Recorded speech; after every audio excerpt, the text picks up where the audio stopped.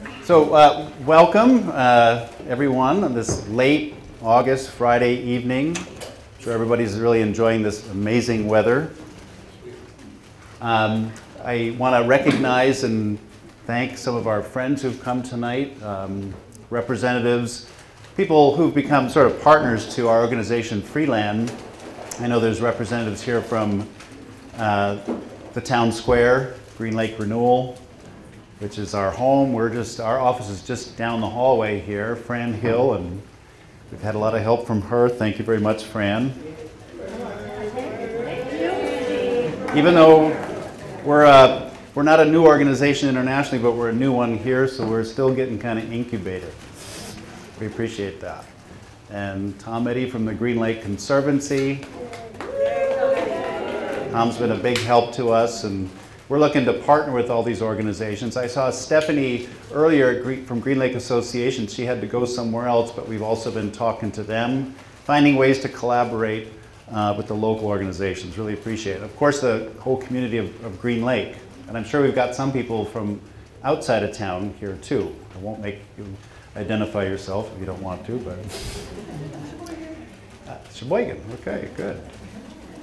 And Princeton, I know. And I want to thank a few people, especially Evelyn, my big sister, for organizing this event. She is the Film Festival event coordinator, so she's the Energizer Bunny and super organized and full of passion, as you all know. So I want to give a big thanks to Evelyn. And I also want to thank Rich Christian, who, just like last year, and every time we ever do something, we can't do it without Rich. Huge help, and thank you, Deb, for loaning your husband out to us. We are totally aware and very much appreciate it. Yeah. And also Dawn Borchardt, who I'll introduce to you later, who's our film festival producer, in the back in the pretty dress in the middle there. Been a big help to the event here. So last year we were here almost exactly the same time, and some of you might have been here. We introduced Freeland and what it is and this concept of the film festival. So tonight what we were going to do is basically just give you an update on where we're at. The film festival is going forward.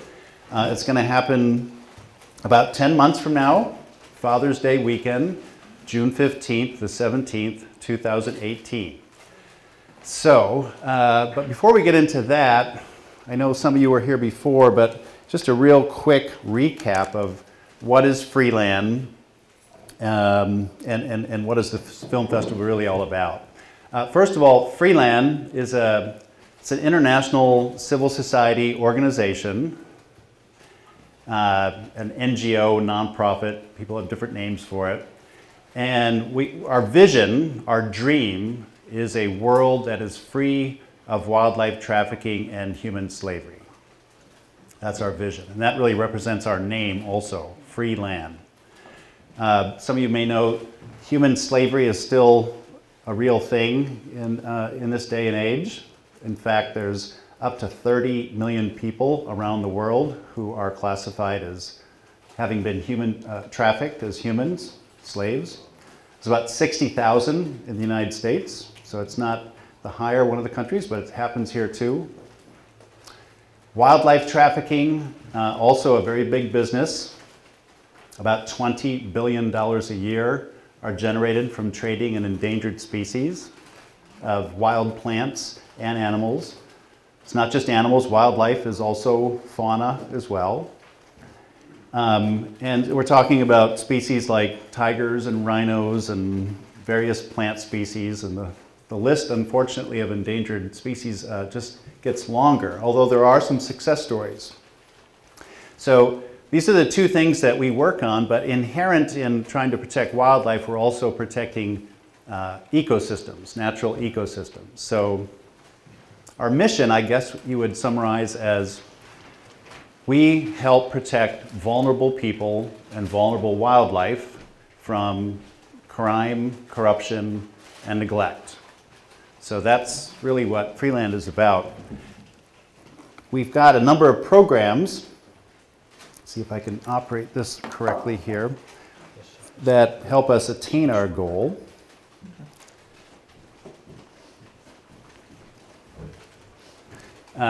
One of them is a protection program where simply we train law enforcement and local communities on how to detect and respond to trafficking.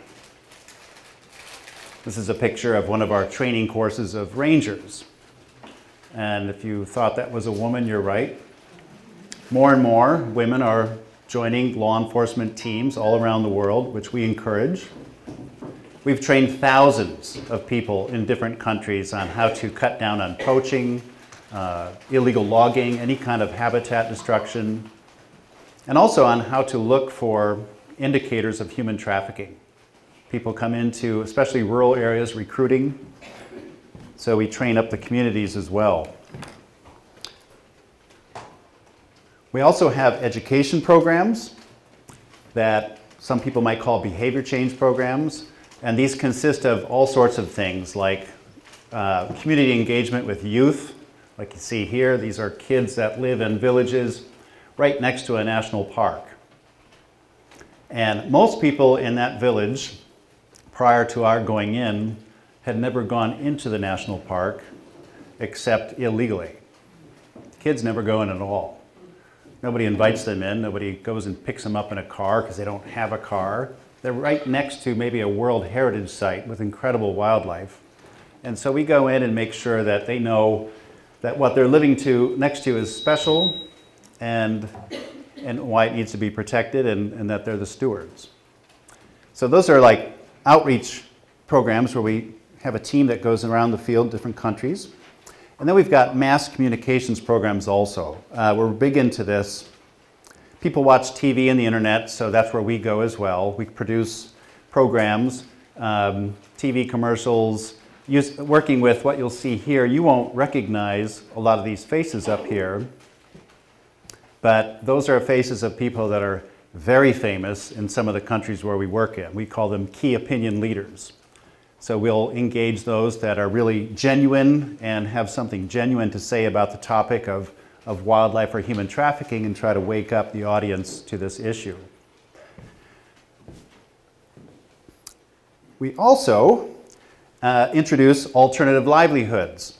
A lot of the communities that are being threatened by trafficking or vulnerable to it are poor, and they take up jobs or offers to go poaching or go to join a brothel or a bad factory or whatever because they just don't have any money. So what we do is we introduce certain programs that that allow them to stay in their village or wherever they are, make money, environmentally friendly stuff, of course. Anybody have an idea what that is? Except Deb Carver, that would be cheating because she and I already talked about it. Interesting suggestions, not yet. That's a mushroom farm. Yeah. These are like shiitake mushrooms. Look at this one here. They seed these things, and once they get going, they pop out twice a day. They're just like coming out. They're healthy, they're organic. There's an incredible, endless market for them. And so these people, went from being poachers, those are ex-poachers right there, risking their lives going in the forest. All of them are in debt, trying to pay off some debtor. And now they can stay home, they can do a family business, and whereas before they might go, every now and then make a couple $100 a month poaching, they can make $1,000 a month doing this, which is a lot of money where they live. So that's another thing we do. Now, we tend to work in countries where corruption is high, governance is low, and capacity is fairly low as well. These are where our offices are. We're not big. These are small offices, but our main one, is right there, Freeland in Thailand. Of course, we're way over there in the US as well. We're going to push this one up just a little bit further there into Wisconsin.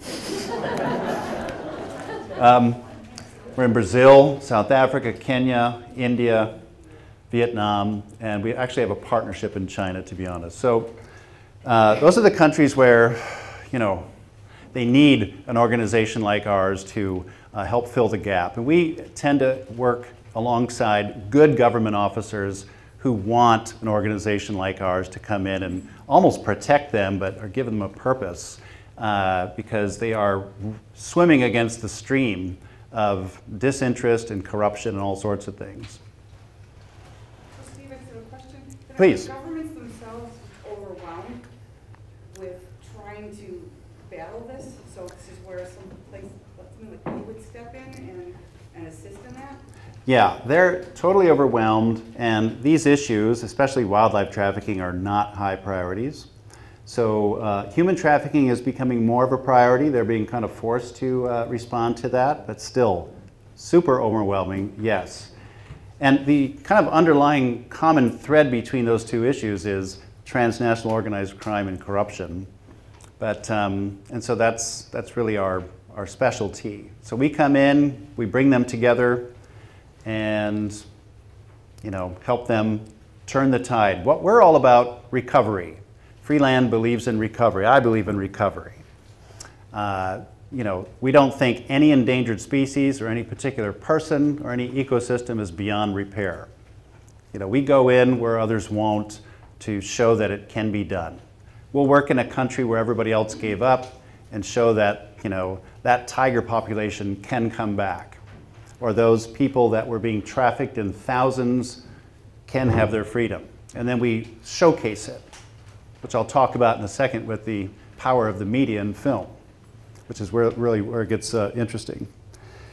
Now, one of the other, in terms of education, what we found is that one of our favorite medium is film, in order to really up the game of governments, as you were talking about, Liz. And what we've found is that we like film fests. We started a few over in other countries, and we focused them around a particular issue to see if we could increase awareness and increase action. Now I'm going to just show you a real quick, like 4-minute video example of a film fest that Freeland did a couple years ago over in Vietnam. It pretty much speaks for itself. And Rich, I think we're going to be good here.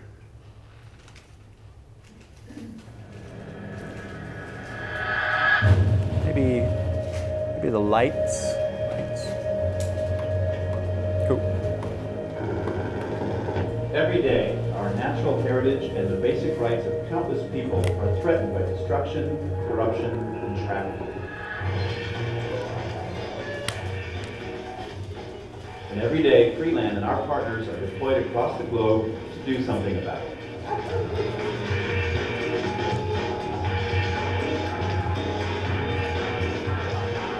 Join us at the front line and help us make our world free of wildlife trafficking and human slavery.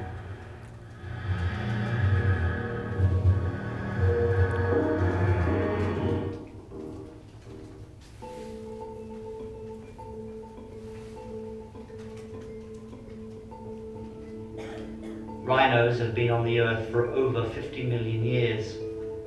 Ever since humans first came into contact with them, they have been seen as an almost mythical creature. Unfortunately, we began killing them to steal what many believe gives them power.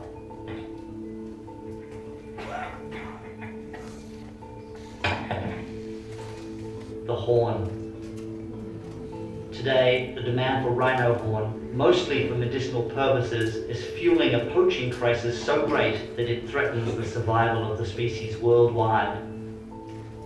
Meanwhile, though, almost 3 rhinos are being killed per day, and their horns are being smuggled from Africa to Asia, where the demand is highest.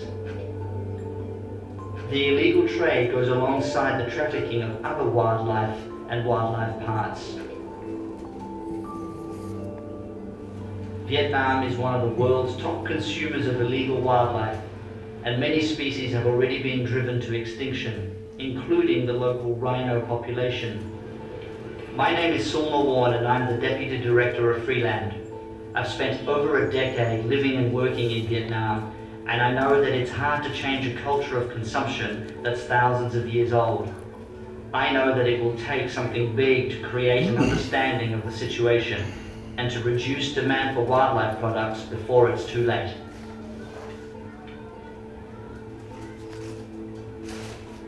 To meet that challenge, Freeland partnered with the US and Vietnam to implement an initiative called Operation Game Change. Through Operation Game Change, we organised a series of outreach programs at middle schools in Vietnam, reaching thousands of young people and their families. We also teamed up with our partners in South Africa to bring youth and activists to Vietnam to talk to people about what they were witnessing in their home country and why rhino protection matters. It was a positive cultural exchange that produced greater understanding and new friendships. In other news, a joint US, Vietnamese and South African student exchange program held on October 27th explored ways that the students can work together. Like now, I'm talking to you. In seconds, in few minutes, we're losing a rhino. That is why we had to come from South Africa to Vietnam to make everyone in the world that the situation is very terrible. All these important stakeholders were coming together with a united voice, saying no to rhino horn, saying no to illegal wildlife products, and that's the type of voice that we need. The participation and support of senior government officials from Vietnam, the US and South Africa was critical to the success of Operation Game Change, with US Ambassador Ted Osius playing a leading role throughout the campaign. Our biggest event with Operation Game Change was Wildfest, an exciting live outdoor music and film festival in Hanoi at the famous citadel of Thang Long. Anh Tuấn, a famous media celebrity in Vietnam, worked hand in hand with us to make the event a big success, along with the creative agency Love Frankie. Wildfest was designed to engage, entertain and influence public debate around illegal wildlife issues.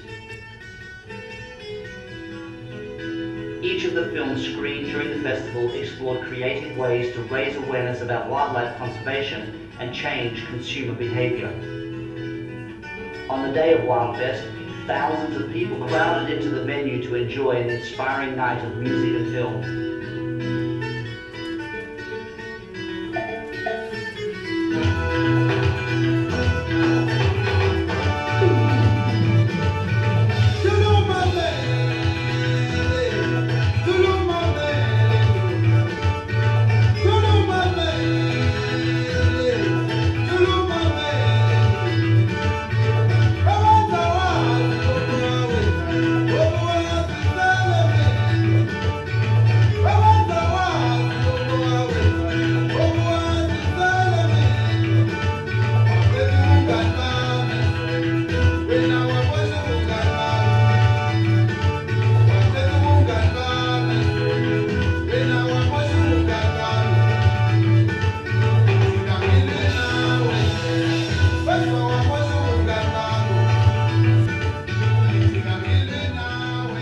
Seeing all these people come together was an inspiring reminder that we can make a difference and turn this situation around.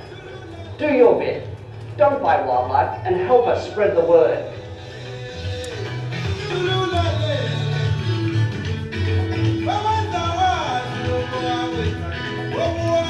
Yeah.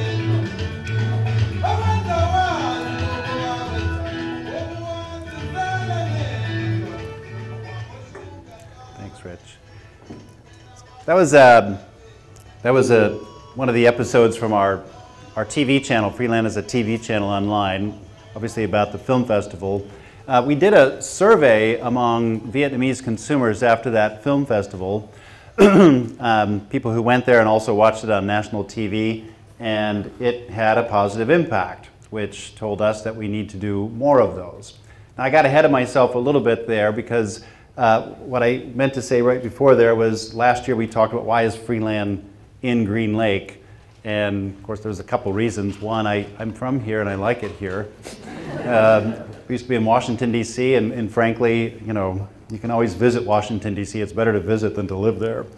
And I think also Freeland, if you really think about it, Green Lake is a perfect place for it because I look at Green Lake as a Freeland. There's virtually no wildlife or human trafficking going on here that I know of. In terms of the ecosystem, it's got its challenges, but I know the local groups and the community, GLC and GLA, are pulling together to address it. So for us, if we want to bring people, you see that we do lots of exchanges. it would be great to bring them here for some of our conferences or events, because I think Green Lake, presents a great backdrop of what, the rest of the world could look like. Also, we do public education, and so we thought, what is something that we can do that fits our mission and that could be good for this community, that's not competitive and that could actually bring something? We talked about the film festival. So we pitched that last year, got a warm response, and then Ev took it to the city council, also got a warm response. And so here we are. But before I get into that, is that showing up there? Nope, okay. Oh, I see. Got it now. But in our work, I guess one of the points I want to make is that we've always used the power of film media to push things forward. It's always been very, very helpful to our campaigns, especially when we hit a plateau. And I think as others experience the same. A couple examples. Sorry to show these pictures here, but this is reality. These are tigers that were trafficked by a gang in Thailand. This is the biggest tiger trafficking syndicate. They probably trafficked 1,000 tigers. And we knew exactly who they were. We worked with the authorities. And for years and years, we were chasing them down and trying to get them arrested and stopped so they would stop killing these tigers. And, we had all the evidence, but obviously there was corruption around it. So, make a long story short, and by the way, it was not a kingpin, it was a queen pin. Yeah, her name's Jay. That's her nickname. She knows us, we know her. She knows we've been after her for years, and she's just been not just trafficking tigers, but all sorts of animals. And she had different people paid off. So finally, I wish we'd have done this earlier, we got together with National Geographic Television. And they followed our investigation with their TV cameras. And wow, the police started out, performing much better. And it didn't take us long at all. And lo and behold, we got her arrested. And we filmed it and made sure that everything was documented. Nobody was going to squeeze out of this. And shortly after that, we kept it going. They arrested all the members of her family. And then the financial intelligence people got involved, using our information, and figured out where all their money was.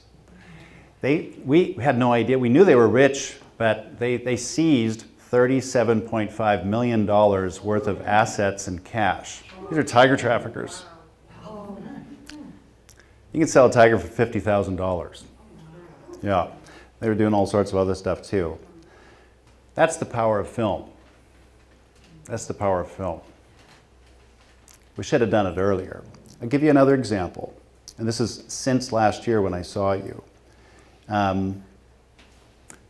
Sorry, went the wrong way. These are ethnic minority Muslims from Burma, Myanmar. They're called Rohingyas. Some of you read about them in the news. If you don't know about them, one of the most highly trafficked people in the world. There are people without a country. Some of them came from Bangladesh, but Bangladesh didn't want them, Burma doesn't want them, so they're highly vulnerable to trafficking, desperately need work, sign up for anything. Thousands of them were signing up for phony jobs and being put onto boats, boatloads of 300-500 people all stuffed in there, and were trafficked through Thailand to Malaysia and some other countries. What would happen is they'd sign up for a job, get on the boat. It would cost them money to get the job. They didn't have that, so they would say they'd pay later. They get on the boat, they come to Thailand, they get stuffed into trucks, and nobody can see them. Through the dead of the night, they drive through down to the jungles near the Thai-Malaysia border. And there they get out and they say, okay, who here has family or friends in Thailand? Some will put their hand up and say, okay, you go over here. Who doesn't? You go over here. The ones that had family and friends, right away they'd say, all right, get on your phones and tell them we want $3,000 a piece for you. If you want a job or you want your freedom. They would negotiate down to like $2,000, but they would keep them there until they did that. The ones who had no family or whatever, would be prioritized to be sold for $1,000 a piece to rubber plantation owners and others on the Malaysia border. They'd take them down. And then a bunch of them would sit there for a long time, packed on top of each other, and get sick, and then die, and then they were buried. There's like mass graves down there. So there was one such truck that came through the border. This is since I saw you last time, one night, and the police that we'd worked with, some good police, stopped it, found a bunch of people in the back. Some people escaped, but they grabbed the truck drivers. Now, oftentimes in fighting this kind of crime, you always get the low-level folks. But this time, the truck drivers also had these on them. Everybody's got a phone. So the police remembered that Freeland knows how to read these things. That's one of the things we do, is we train in what we call digital forensics. So I sent my guys down there, and they spent 2.5 months with the police going through the phones. I got a picture of this, I'll just show you. And doing training on how to do it. You got this little equipment here. Phones can tell an incredible story. Everybody's using your phones for everything these days, including banking. I'm all for privacy, but when it comes to stopping slavery and stuff, you got to use these techniques, and it's completely illegal. Just the cops didn't have this equipment, didn't know how to do it. And anyway, long story short, they were able to assemble all this information just from the truck drivers' phones. It was incredible.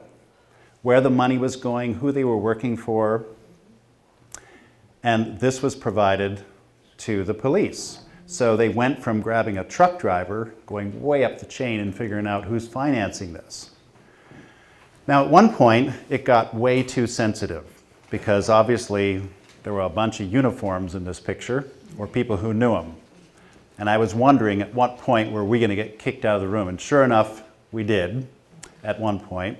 And they were just going to get somebody about this high up. We got the kingpin, they said. It wasn't the kingpin. We knew there were police and military behind this making tons of money. So we got in touch with the media, and once again, using the power of the media, including the film media from Reuters and Agence France-Presse, they came in, did stories, and we got this thing back into the news, kept going, and just 2 months ago, 2.5 months ago, we showed them, they snuffed out this guy. This is a Thai Army general. And if you look here, NGO used state-of-the-art technology to take down Thai general. That was us. And that was using the power of media and technology. This guy was enabling. He was on the National Security Council of the country. It went that high up. Now he's not, I'll tell you right now, he's still not the top person, but we got much higher than usual. And again, that was using the power of film media. Kept keeping it going. So, you know, I found this. I'm a big movie watcher. That's why I like film also. The other night I was watching this on Turner Movie Classics. I don't know if anybody else here likes TMC. I watch it all the time. But I found out that Winston Churchill once told the British Parliament that this movie, Mrs. Miniver, I think it's Miniver, not Miniver. Oh, is it? Yeah, it's Miniver, right? Did more for the war than a flotilla of destroyers. That's his quote. And it's because people got really motivated. We can all relate to and get motivated by film stories more than PowerPoints or reports, etc. And so the power of film has always been real. So we thought, let's do a film festival here. And as I said, Ev took the idea after last year's event to the city council, and we got good support there. Been reaching out to the media to let everybody know about this. And since then, we've been busy putting a film festival together. So where are we at? What's it going to look like? And then we'll get into some discussion, because I want to tell you right now, what we've done is we've kind of etched out about 85 to 90% of this thing on purpose, because we still want input from the community. So we're still building this ship as we sail it, but it's going pretty well. First of all, we've put together an executive board. Rich Christian is on it, I'm on it, a few other people who you're going to see up here in a little bit on a panel are on it. Ev Gelster has been appointed as the event coordinator, Ground Zero Frontline. We've also hired a film producer, as I told you, Dawn Borchardt in the back. Dawn works at Sundance Film Festival and other film festivals, so she knows how they're run. She's based out in Salt Lake City, but is also spending some time out here. We've put a voluntary task force together, which has met a couple times, including a few hours ago. And we are raising money in sponsorship and still wanting to do that. I want to make that clear. We didn't lure you in tonight to get money from you, but we are very interested in raising more money. Freeland's put some money into this, but to make this a really robust event, we definitely want to get more sponsorship and funds, especially because we want to be able to fly in some of the youth from some of the other parts of the country and even other countries. And once the film festival's over, we're going to name who won as best director or best film, etc. We want to send them over to the film festivals in Africa and Asia, where we're going to organize that. And also, we would like to give some grant money to some of the projects that are featured in the stories and the films that are going to be shown at the film festival. And those can be projects that are here in Green Lake, all the way to Africa and Asia and in between. So we've got a website up. It's a good website, tells all about the event. And it also is the place where filmmakers can find out how to submit their films. There's like an online sort of highway where you push a button and your film goes there. We have a Facebook and Instagram, of course. And we've got proposals and we've got brochures, etc. So what's it going to look like? Basically, the overriding theme here is stories that inspire. Okay? These are stories of hope and inspiration. These are dark issues that you saw me cover a moment ago, but we're all about coming at it from a positive angle. Success stories, and sharing those success stories so other people can learn from it and be inspired by it. We can be inspired. Specifically, there's going to be 3 categories. Wild animals that are in recovery, ecosystems that are in recovery, heroes and heroines that are standing up for the vulnerable, whether it's ecosystems, people, or wild animals, helping them to recover. So it's quite broad, but those are the categories. Where we're going to have it? First of all, Town Square, right where we are, is one venue where we're mainly going to have our setup. So filmmakers this is going to be ground zero for them. Okay, they can put their equipment here. We can have meetings in here, and this is where we're going to kind of operate from. Thrasher Opera House, and these are places that we've already spoken to. Perfectly set up for a movie. We're going to. I'm sure most people have gone there. I was there the other night for the Ricky Lee Jones concert. It's good. So that's one of the venues. In fact, that'll probably be our kickoff on Friday night, June 15th, where we'll pick a film that either is one of the winners or attractive for some reason. Casticker Library has a great downstairs. I was just there the other night for the Frank Lloyd Wright book author. I don't know if anybody else went to that. That was it's a nice little venue down there, so that's more of an intimate setting. So we'll outfit that. You know, Dawn was telling us, how many people here have been to Sundance Film Festival? I've not. Oh, we have a few. Great. Well, I didn't realize Park City, where they have it, only has one proper theater in town. And they take other buildings, like we're doing here, and re-outfit it for the weekend so that you can show movies. So there's a precedent here.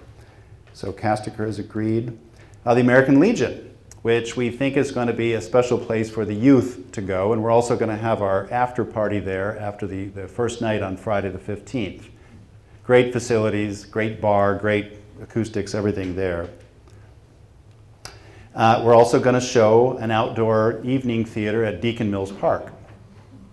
got to use that. Bring your mosquito spray, but I think in June it won't be too bad. But basically, as you can see, everything's going to be downtown. It's going to be walkable. And as usual, we're going to have, vendors on the lawn out here. We invite people. We want this to help all businesses in Green Lake for the weekend and also hopefully before and after that. We also are encouraging local artists, photographers, and others. We would like to set up exhibits to feature your work at each of the venues. We would like it to, at least loosely follow the themes that we're covering that I mentioned before. So we're speaking now to some local photographers and artists to do that. We are also inviting the Ho-Chunk Nation to come. They have a dance troupe, which is nationally famous. They're excellent. I spoke to them this morning, and so that would be appearing down in Deacon Mills Park. We think that's the best place for it. We've looked around, given that whole green area. We'll let you know what the exact timing of that will be. It'll be a daytime thing. They're excited about that. As you know, they're the original denizens of Green Lake, and we've also talked to them about whether they have any storytellers that like to come back and join the event, and those discussions are ongoing. So again, the films, we're going to have documentaries, so feature length, long ones, short ones. We're going to have a whole slew of short films. That's the big thing these days, 3 to 5 to 7 minute films. Funny, serious, real life, animated. And the participants are going to be, I think a pretty interesting cross-section of people. Yourselves, hopefully, people coming in from Africa and Asia. We'd also, very importantly, want to get the farming community involved because, as we've learned overseas and here, the way farmers conduct their agriculture is very important. And we love to promote organic farming. We know the Amish community locally is doing some organic farming and being very successful with their new co-op out there. We've got some farmers that'll come in from overseas. So we would like to provide a platform for farmers to talk to farmers and show us their story. They're a big part of nature conservation. So I think now we're going to what I'm going to do is just show you another quick video. It's like 3.5 minutes, just giving you a little bit more of an idea of what this festival is going to look like, and then we can open it up for some discussion. Let's see if I can find this here. Yeah, got it.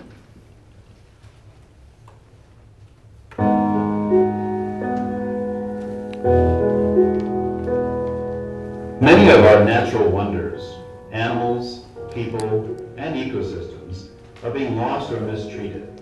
And so often we are unaware of these problems across the world and even in our own backyard.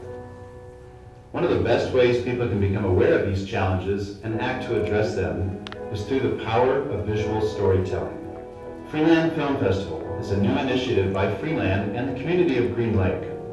Freeland is a global organization fighting on the front lines to combat wildlife trafficking and human slavery, while preserving ecosystems for wildlife and people alike. Our U.S. office is in Green Lake, Wisconsin. There's human beings being traded. Why focus on animals? Sure. Well, there's a couple reasons. First, these animals could spread disease to humans. This is not a regulated trade. So what we would. Our film festivals are a global platform for stories of hope and inspiration. Environmentalism and human rights issues can sometimes become very political. So our focus and our stories are what people from many backgrounds can agree on as everyone's priorities.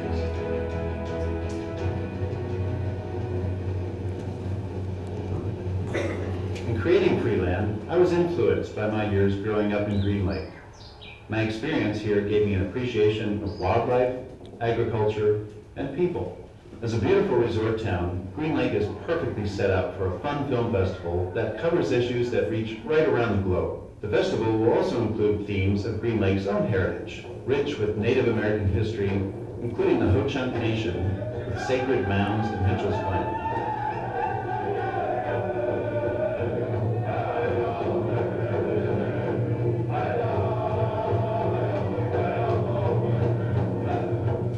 Challenges facing ecosystems around the world, from similar, such as maintaining water quality, preventing habitat and wildlife destruction, farming practices, and balancing human livelihoods with nature conservation.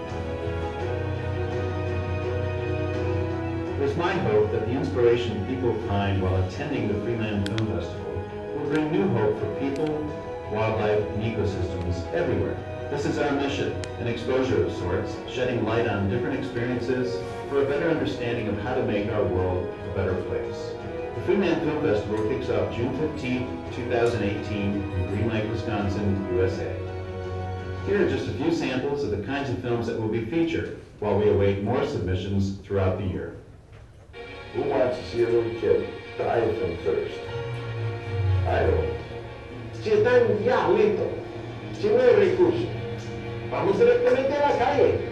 We gotta face this problem now to avoid a crisis. And starting with the geology, the glen itself is a post-glacial gorge. The glen started as a narrow little fissure in the rocks, at a low point where the water drained through, and then through thousands of years of erosion gradually carved the glen out wider and deeper. Well, the Kren, they're not good at talking about themselves. They're not inclined to. So somebody has to be able to tell their story in a compelling way using all the different social media and multimedia and powerfully to get it across, because these people have a good news story that needs to be told. We're going to erect your people because people are coming to take your land away or destroy it.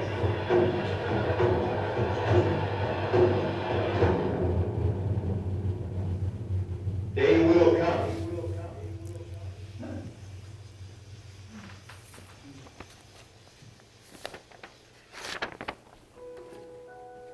Please visit freelandfilmfest.org to see the various ways you can participate through volunteering, submitting a film, donating, and sharing.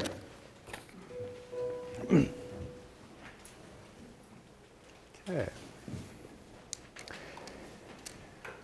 So I think we're going to just open it up for questions and discussions here, but before doing that, I think, Ev, you probably had a couple things you wanted to remind us of. I know Ev went all around town and got some great raffle prizes. I think some people probably signed up for those. So before you go tonight, make sure you don't go before we pull the tickets out. I think that'll be in a little bit, or after we do our questions. Why don't we do a couple right now? Yeah. Okay, yeah. Do it.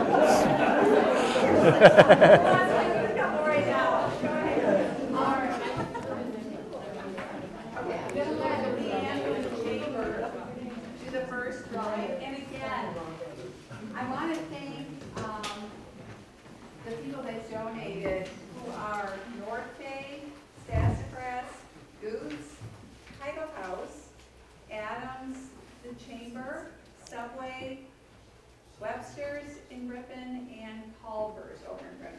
So again, thank you. And then to our printers, Good Impressions. I wanted to give them a shout out too. Right. So the first, you want to grab what we're drawing for, or no? Just give you you want to do a couple right now, and then we'll come back. Sure. I will tell you that the last one will be a one-night stay at Heidel House and free to breakfast. All right.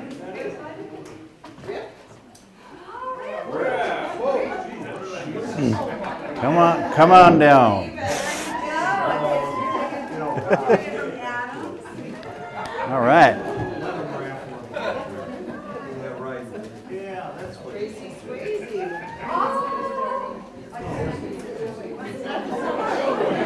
All right.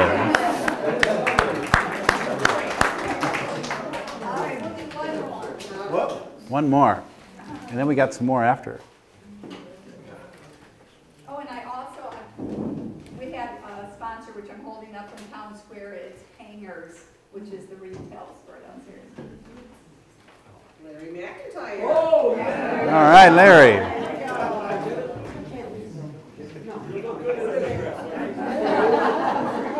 Larry's right there. He's our Uber guy. Sorry, Rip. I just got $10 my 2 speeches. Oh, they are? Oh, hey, great. All right. Poor Subway. What do you want? That's negotiable. Tuesday night, the dollar cookie burger night, that'll go. I'll get 6 of those. Well, congratulations. So, as you can see, in addition to film, it's a film festival, but we want some other talent around it. So we'll have dancers from the Ho Chunk, but we also want to get some live music and, as I said, some local art and photography. So we are reaching out to people, and if you have ideas, we are open to that. This thing is not completely etched in stone yet. And if you know people who want to support the film festival, please drive them our way. We're very interested in talking to them. I think we were going to have a few people come up here, so it's not just me. We've got Colin, who's one of the makers of the film Mast of the Mountain that you saw about Father Wally, who's from Ripon, goes down and does great work in Panama every year. We got Dawn, the film producer, festival producer. We got Rich, our resident filmmaker, who's been helping us with so much, and Ev and myself. So let's open this up. And we got multiple mics. You can use your own voice if you want. It's up to you.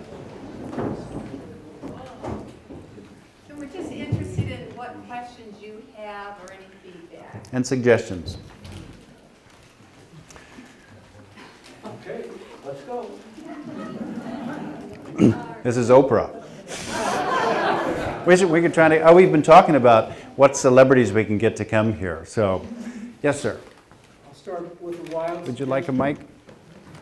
Good. Please. Any chance you could interest Michael Moore in covering your subject? Because this is the sort of thing that might grab his fancy. Yeah. He's definitely a celebrity. Yeah. Go ahead. You go ahead and keep. Well, I'll take it. Yeah. I'll be the Phil Donahue here. It's getting there. Gee, we could introduce ourselves a little bit. Please. Maybe if you want. Yeah. Go ahead. Oh, okay. We want to answer that question first. The answer to the question is, I think we want to reach out to a lot of different people and see who we can get. And Michael Moore would be outstanding. But one of the things that I think Steve has brought with his discussion is that we don't want to turn people off.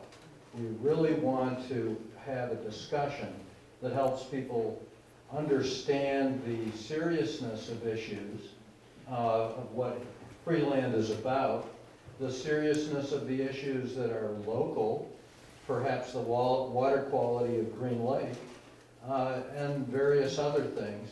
And we don't want to have the discussion be something that it is so political or negative. And I think people's gut reactions, especially nowadays, can tend to make stuff that we're talking about here can make people uncomfortable. And I don't think it should be put in that domain. I think it should be in the domain of these are real problems, but we can positively talk about them and I think achieve something. So sure, it'd be great to have Michael Moore. It'd be great to have any number of people who have solutions and ideas to the things that are going on. I thought Al Gore might be a good choice too. But then again, talking politically, we don't want to turn the community locally, and we don't want to turn our filmmakers off.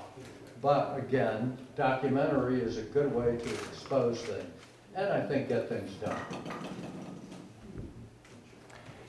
You want to say about Michael Moore? Just because he does have his own film festival also in Traverse City, Michigan. And of course he gets a lot of people coming because he is a big star. But I see no reason why not to reach out to him among others. We've been starting to make a list.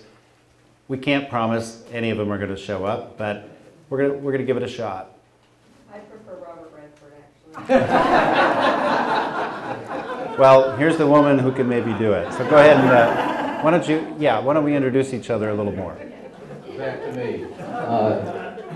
I'm Rich Christian. I've been coming to this community for decades, and I've tried to become more active within the community in my filmmaking and participation. I love Green Lake, and I have a passion for keeping it a healthy and wonderful community. I'm concerned about the water quality of Green Lake, so that's a personal passion, and I'm working with the GLA as well as Freeland and other organizations to help things along in that way. I'm Dawn Borchardt, so I'm the festival producer, so I'm kind of organizing all of the film stuff and the operational things, making sure that you know, we can really run properly. And actually Robert Redford is an activist. I don't know him personally, but also his son just made a film on renewable energy, so you never know. But yeah, I'm from Milwaukee originally, and I live in Salt Lake City now, working for Sundance. I work for the Milwaukee Film Fest, Montclair Film Fest in New Jersey, Tribeca, Palm Springs, AFI, TCM, all these other different festivals around the country. So I'm really, you know, aware of how they run. So I'm really helping facilitate that kind of stuff. So if you have any questions about that, that's what I'm doing. Hi, my name is Colin Seitzma. I'm a Milwaukee-based filmmaker. I run a small company down in Milwaukee called Wood Grain Media, and I have an emphasis on social issue documentary filmmaking. I'm one of the co-directors of From Mass to the Mountain, and that film is about Father Wally Kashabuski. And is anyone familiar with him? Yeah. Okay, great. Yeah. Lots of people. And so I think Kurt Sensenbrunner and I made that film together, and we were showing it in Malaysia, and Steve heard about it and reached out to us and asked us to come to Bangkok and talk a little bit about this film festival. And so I ended up going to film school with Dawn and knew about her track record and connected the two, right? And I think our film, From Mass to the Mountain, really speaks to a story that does inspire, right? And Father Wally is this guy who has just done so much with his life and really represents that resilience. And so I think it'll be something, hopefully, that fits right into what this film festival is. And I do see a volunteer from the project in the audience, Mary. And so it's great to see your face. Hi, I'm Evelyn Gelster. I'm the event coordinator. So essentially, and I'm so happy Dawn's been here this week because, you know, organizing our first film festival is going to be a challenge. It's something that we will learn from, and each year, hopefully, if we can, you know, get this to work, we can do it as an annual event and see it expand and grow. But again, you know, it takes a village, if you will. So I'm reaching out to people in Green Lake, the businesses, because we feel that when you have people coming into Green Lake, it's going to benefit those businesses. It's going to benefit the hotels, the hospitality, the bed and breakfasts, the restaurants, and it's just going to bring people to this charming town where hopefully they're going to want to come back. I say, I've never been here. You know, this looks like kind of a great place to raise a family. So, you know, we want to show stories that inspire, but we also want to give back to Green Lake. So I have my card on all of the chairs with the one-page flyer. So if anyone has any questions about the film festival or is interested in helping, you know, please take that with you, and I will be available, you know, to help you with that. Great, keep that up. Who else has a question or a comment, suggestion? I'm trying to think if there's anything else we didn't cover here. Marion? You can belt it out? I can belt it out. Have you guys, Steve, thought about contacting the DNR to find out about, you know, they certainly are interested in water quality and wildlife conservation, et cetera. And just wondering if you've been in touch with them. Yes, we've talked about it actually twice, including yesterday. We've not contacted them yet, partly because we've engaged a guy named Bob Connolly. Some of you will know him. He's been very helpful with events in Green Lake. He helped the Legion raise money for their building down there. He's a professional fundraiser. And we had a big strategy meeting today. You were there. So we didn't reach out to some people yet because we just wanted to make sure we had our strategy. But in fact, we heard there's another festival in Montana that gets actual financial support from their equivalent of the DNR. So we do want to reach out. It's a good idea. Contact Cletus, our retired warden. Right. I remember him. The DNR does produce films too. Yeah, and they should submit. I mean, the nice thing is, like I said, we're going to have plenty of time to show lots of shorts. The other thing we're going to do is make sure we're going to have a couple of workshops and panels. So it's not all going to be watching movies. Some people can spin off. Youth in particular can join a workshop to learn how did some of these filmmakers make their movies. And how can you make your own, including with your phone. So, we would like people to leave Green Lake having a great experience here, learning something about the stories in the film, but also some people are going to come here to become better at storytelling themselves, because we really think that's important. And the long-term vision here is Freeland, we're going to be here, we would like this to become kind of a hub, a platform for storytelling, but also a support hub for capacity building for storytelling. It's super important. Yeah.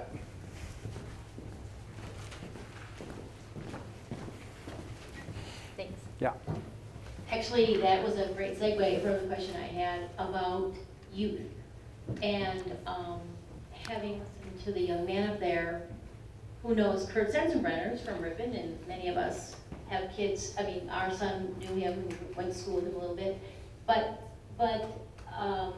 I was wondering if this caters to young filmmakers, or if you'd have a category for people who, these shorts, for example, that put up their own YouTubes and videos and so forth, because I didn't know if, there might be young people that might make it a project for the next year on their phone and that Right. kind of thing. So you're looking for that kind of Yeah, entry. maybe Dawn wants to expand or call in there. Go ahead.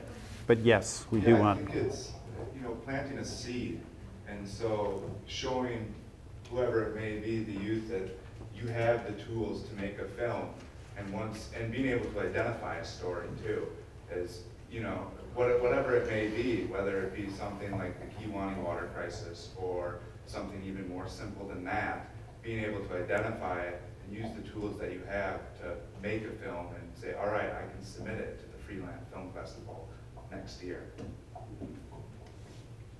That's good, because I think that would be interesting to see who comes forward and not be shy about it, because we might not all know, we might know some kids that are in film school, like you were, Kurt, but there's probably a lot of people that could have, a seed and use their phone and come up with a concern.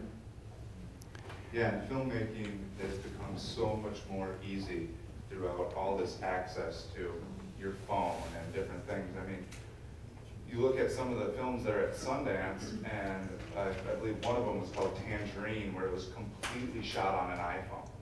And it's super easy to do. I mean, the sensor that's in my iPhone is not that different than the sensor that's in my high-end camera.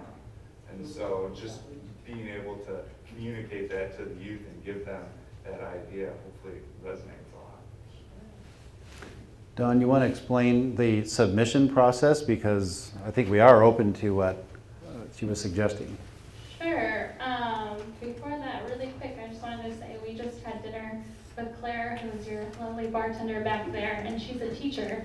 So we were brainstorming some ways to involve students with his experience, her experience, and all that stuff too, with workshops, like Steve was saying. So it is something we're thinking about and trying to figure out how we could involve that. But as far as submissions, we're going to use a website called Film Freeway, which is a website that a lot of different festivals use. So filmmakers upload their films there, submit them. So we're going to start the submission process on December 15th of this year. We are making it free for anyone to submit, especially because we're new. Most festivals charge at least, usually $20, but upwards of, 100 or more. So we're going to be free. And then we're going to end it, I believe, March 15th. Then we're going to put together a screening committee and a program team to look at all these submissions and choose what we will be showing, which will be announced probably sometime in April. Sorry, I think somebody else, did you want to say something? I was just going to say, Sure.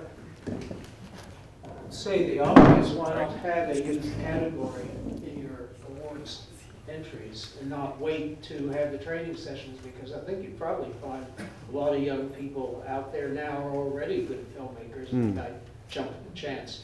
And that way you would also attract more young people from outside the area into the festival. Yeah, I agree. Yeah, I think we just need to get word out, which is one reason we're happy you're here tonight. Please help us get the word out. This is on Facebook, and forward it, and we want to get as many submissions as possible. Anybody else? Yeah. There you go. I'm just wondering if there's a recommendation for, I'm not a filmmaker myself, but have a film in mind, a documentary that might be appropriate, a way in which to nominate a film, or if that would best be handled by contacting the filmmaker myself and then encouraging them to submit. Yeah, Evelyn put her cards out. I think my email is on there as well, but it's just dawn@freeland.org. But we've already started sort of soliciting some films from filmmakers that we're aware of, so that would kind of fall in with that. So if you know somebody, if you want to just kind of introduce us via email or something, or you can always just forward them to our Film Freeway account, or just our website. There's a Submit a Film tab on there that has all that information on there. But any of those ways would be appreciated. Thank you.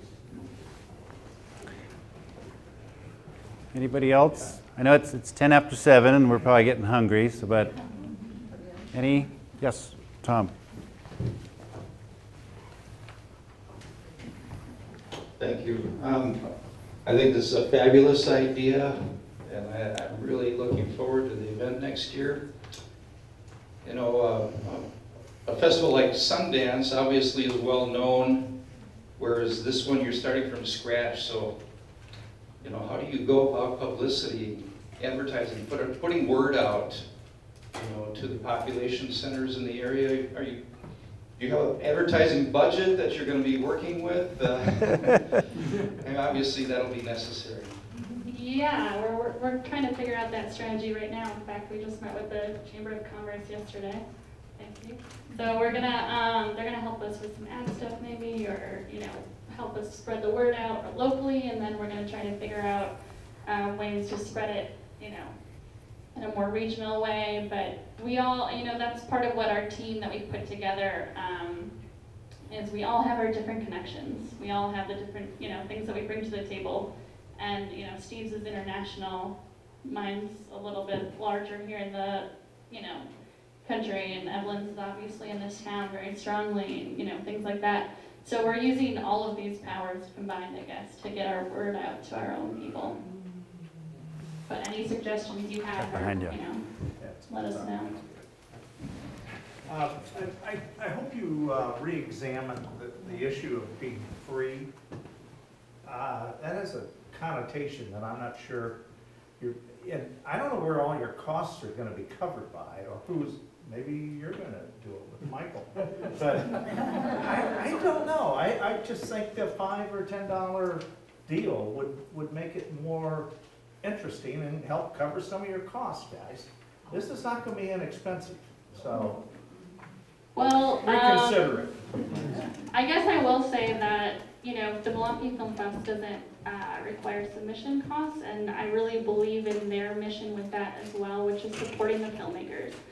Filmmakers are usually not people with money, and it's really, No, I'm not asking about. yeah, it's really difficult for them to sort of get the funds to do all this stuff, and I think it's kind of important to support them, if that makes sense. No, it doesn't. But that's not who I was referring to. I was talking about the attendees. Oh, of course. You're coming. You guys are all paying to come. No. That's not what you were. That's not what I understood. Yeah, we're gonna have tickets so for everything and you passes should. and all that stuff for sure. Right. Yeah, there will be tickets. You can get individual or in a bundle. Great. Definitely. Okay. I didn't understand. Yeah, no, yeah, I didn't either at first, but that'll be part of the income stream. That'll pay for some of the core costs. So what we're trying to raise money for now will just make the festival more robust. Yeah. Because, you know, the more money we get in, then, like I said, the more prizes, especially little grant money to some of the projects that we like from the film. And also, we can just, there's just more that we can do with the festival. So we are looking, sorry? Can you package it in such a way that it's a tax deductible? It is, we are, yeah, we are a tax deductible organization. We're a 501c3, so any donation can be written off. Very interesting. Yes. Yeah, I'll just tell you right, you know, just so we're not shy, we're out there, we're trying to raise between $125,000 and $150,000. We are submitting some grant proposals. We are hoping to get some individual donors locally and some corporate sponsorship. And what they do sometimes at these film festivals is, you know, if a local business wants to support it, they can be the sponsor of a film, a winning film that's presented. And there's other ways. So we're really happy and willing to talk to all the downtown businesses. And we understand a lot of people get hit up, you know, multiple times, same people, some of the same individuals and companies. We understand all that. But we're very confident that this is going to be good for the community, and we can talk to each individual and company about what's in it for them as well. So. One of the things too that we Yeah. wanted to mention, with some of the money that's raised, that we really feel is important, is, you know, starting a scholarship for the school. I know we've got someone in here that will be going to film school in the back at UW, and, you know, something like that is important. And if we can, you know, give back to the school, you know, some of us have had children that have been, I have one who benefited from a Castigar scholarship. That meant a lot to me and to her. So, you know, I know what that feels like. So I want to do that to some other individual where they can become successful. It's kind of what I was thinking of, about Ripon College. They have a film. Have you contacted them? And I think UW Oshkosh has the same, you know. I have reached out to them. Yeah. When we started, you know, we were talking about marketing this event, I sent out a ton of invitations and a lot of emails to UW Oshkosh, to Ripon. We had some names that were recommended to us, and it was, you know, Friday nights in Wisconsin. We all know it's a fish night, but you know, Steve leaves tomorrow. Actually, he's heading back to Bangkok. Dawn's heading to Telluride. We were trying to squeeze a lot in. So, you know, a lot of the people who, you know, were interested in attending this event couldn't make it, but they were interested. So we know that we're generating that excitement. So we are reaching out. I went as far as, you know, the John Muir Society, to Aldo Leopold. I mean, anything in Wisconsin, the Nelson Institute that I could reach out to, even if they're not here, they're going to know about it, you know. So, you know, it's a lot of work. It's a lot of outreach. Great. Well, look, we got snacks and drinks in the back, but I know we also have 7 more prizes. Is there anything else that our panelists want to say? You got a mic right there. So when you guys were signed up for those raffle prizes that we're about to give away, one of the options to check was I want to volunteer. And I wanted to tell you guys a little bit about different volunteer opportunities that we're going to have later on. So a big chunk of our volunteers, we're going to need event staff. So that's people that are working in the theaters, at the parties, that kind of stuff, doing, you know, what Claire and these ladies are doing here, working at the bar, working at the table, you know, whether it's being usher. I know Diane's an usher over at Thrasher, doing stuff like that. We also want a couple volunteer photographers. So if you have your camera and you can submit a portfolio to us to help us capture the event. We also need a street team to help us distribute programs in Green Lake and neighboring towns and other places and help us keep those programs stocked, hang up flyers in businesses, all that kind of stuff. What else do we have? I know I'm missing something. Well, that sounds, that might be it. I think that is it, That might be it. yeah. But, so those are the kind of volunteer opportunities that we're going to have for you guys. We're going to figure out a benefit system as well, you know, for example, every shift you get one free ticket or something like that. We're still in the beginning stages of all that kind of stuff. And then we also asked you guys to hopefully sign up for a newsletter, so we'll start giving out email news updates of what we're up to. So you can follow that kind of stuff. So yeah, is there anyone who didn't sign up before we hand these out really quick? No? All right. Okay, just one couple quick things, Ev, and then we'll do the prizes. So yeah, so this festival is, mark it on your calendar, it's happening, 15th to the 17th. We're going to have a pretty interesting group of people coming into town. Some of them will be here for the first time ever. We're going to really promote it all over the place. Yes, Rip? Are you going to need places for them to stay? Well, great question. Yes, we are going to need places for some of them to stay. Yes. So just so That's another thing, to isn't build it? on that a little bit, we're going to have, we hope to bring filmmakers in whose films get in. We're going to bring in a fleet of, we call them the Film Fest Gypsy staff, to run all the tech and theater manage everything. As well as, just panelists or other people on our team that are from out of town. So yes, we definitely need places for them, all those people to stay. I did think of one other volunteer thing. We're going to need help driving these people, mostly to and from the airport, because most people are going to probably be flying into Milwaukee. Yeah. Yeah. Yes, sir. Just thought of another consideration. What you're doing is overlapping the Green Lake Festival of Music, which also uses Thrasher Opera House. No, we've. It's the first I don't think weeks so. in June. No, we've already Have you checked secured that out? that weekend. Yeah. What we are overlapping with, though, is the Young Anglers, which is on that Saturday during the daytime. And we've been speaking to them to coordinate so that we can support each other's events, and it'll be great. There'll be that much more people in town, and they can come to see some movies also, and we'll do the night, probably do the night outdoor showing at Deacon Mills several hours after they're done down there. Yeah, there was a lot of calendar research because we didn't want to do anything that was going to compete with anybody, obviously. It's hard to find an open weekend in the summer here. If it's not bumping up against another gala or, so many activities. So we were like, hopefully this works, and we were all excited, and it was Barb Eddy about a week ago said, you might want to check with the Young Anglers, and I went, so sure enough, and then I went out to Norton's Dry Dock and said, I hope this isn't a problem. No, and because we want to be respectful. And we said we're not going to be down there. We have our own venues, but like Steve said, the more the merrier. That's how we're looking at it. That's right.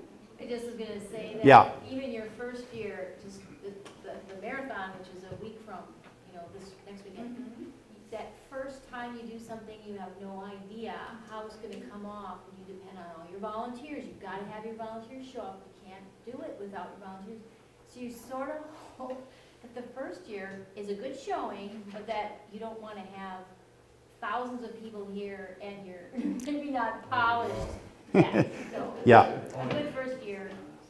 Yeah. Well, again, we are bringing some people in from outside who run film festivals, and we'll mix that with a local voluntary task force. And you're right. You learn by doing. We've, you know, between ourselves, we've done some film festivals, and we're ambitious. We're like, bring them on. But Ev keeps telling me, you know, the Harvest Fest, which is everybody loves here, started out, I guess there were like 3 tents on the lawn the first year, and look at that thing. It's just, so we're looking to mushroom or snowball into a similar success. It'll be very cool. Yeah, good. Good, well, thanks for all that. And Ev, over to you. We got some prizes, and there's some snacks and drinks over there, so people, as you can